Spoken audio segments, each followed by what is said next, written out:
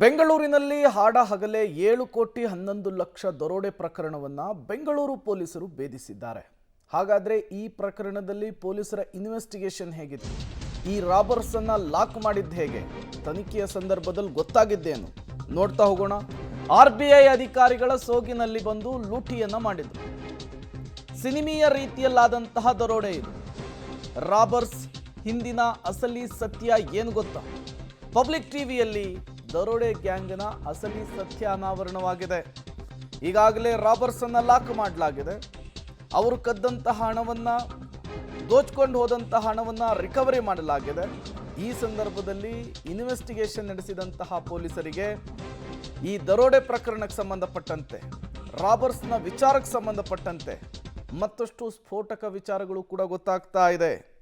ಯಾಕಾಗಿ ಇವರು ರಾಬರಿ ಮಾಡಿದ್ರು, ಹೇಗೆ ಪ್ಲಾನ್ ಮಾಡಿದ್ರು, ಯಾರ್ಯಾರು ಇದಕ್ಕೆ ಸಹಾಯ ಮಾಡಿದ್ರು, ಎಲ್ಲಿಂದ ಇವರಿಗೆ ಈ ಧೈರ್ಯ ಬಂತು, ಎಲ್ಲವನ್ನು ಕೂಡ ಪೊಲೀಸರು ತಮ್ಮದೇ ಸ್ಟೈಲ್ನಲ್ಲಿ ಬಾಯಿ ಬಿಡಿಸುವಂತಹ ಕೆಲಸವನ್ನು ಮಾಡಿದ್ದಾರೆ. ಈ ಸಂದರ್ಭದಲ್ಲಿ ರಾಬರ್ಸ್ ಹೇಳಿದಂತಹ ಕಥೆ ಇದೆಯಲ್ಲ, ಅದು ನಿಜಕ್ಕೂ ಕೂಡ ದಂಗುಬಡಿಸುವ ರೀತಿಯಲ್ಲಿದೆ.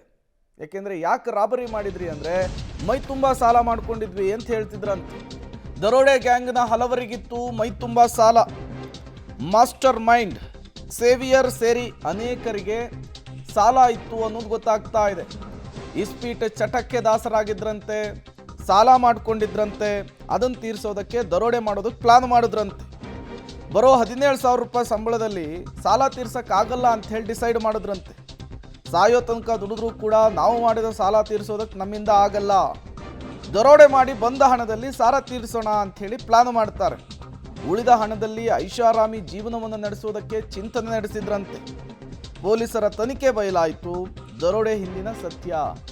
ಪೊಲೀಸರು ಇನ್ವೆಸ್ಟಿಗೇಷನ್ ನಡೆಸಿದಂತಹ ಸಂದರ್ಭದಲ್ಲಿ ಯಾಕೆ ದರೋಡೆ ಮಾಡಿದ್ರು, ಹೆಂಗೆ ದರೋಡೆ ಮಾಡಿದ್ರು, ದರೋಡೆಯ ನಂತರ ಹೆಂಗೆ ಎಸ್ಕೇಪ್ ಆದರು, ಯಾರ್ಯಾರು ಇವ್ರ ಹೆಲ್ಪಿಗೆ ಬಂದಿದ್ರು, ಎಲ್ಲವನ್ನು ಕೂಡ ಬಾಯ್ಬಿಡಿಸುವಂತಹ ಕೆಲಸ ಮಾಡಿದ್ದಾರೆ.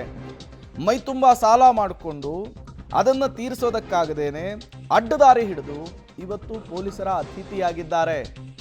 ಕೇವಲ ಸಾಲ ಮಾತ್ರ ಅಲ್ಲ, ಐಷಾರಾಮಿ ಜೀವನದ ಕನಸನ್ನು ಕಂಡಿದ್ರಂತೆ. ವಿಲಾಸಿ ಜೀವನದಲ್ಲಿ ಬದುಕಬೇಕು ಅಂಥೇಳಿ ಹಪ್ಪಹಪ್ಪಿಸ್ತಾ ಇದ್ರಂತೆ.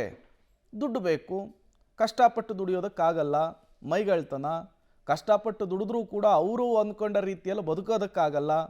ಹಾಗಾಗಿ ಇಷ್ಟೂ ಜನ ಸೇರಿಕೊಂಡು ದರೋಡೆ ಮಾಡಬೇಕು ಅಂತ ಪ್ಲಾನ್ ಮಾಡ್ತಾರೆ. ಅದಕ್ಕೆ ಒಂದು ವೆಬ್ ಸೀರೀಸ್ ನೋಡಿ ಪ್ರೇರೇಪಿತರಾಗ್ತಾರೆ. ಅದೇ ರೀತಿಯಲ್ಲಿಯೇ ದರೋಡೆ ಮಾಡಿ ಮುಗಿಸಿ ಈಗ ಪೊಲೀಸರ ಅತಿಥಿಯಾಗಿದ್ದಾರೆ. ನೀವು ಕೂಡ ದೃಶ್ಯವನ್ನು ಗಮನಿಸ್ತಾ ಇದ್ದೀರಿ. ಒಂದು ಕಡೆ ರಿಕವರಿ ಆಗಿರುವಂತಹ ಹಣ, ಮತ್ತೊಂದು ಕಡೆ ಈ ರಾಬರ್ಸ್ CCTV ಫುಟೇಜ್, ಇವರ ಚಲನವಲನದ ಫುಟೇಜ್ ಇದು.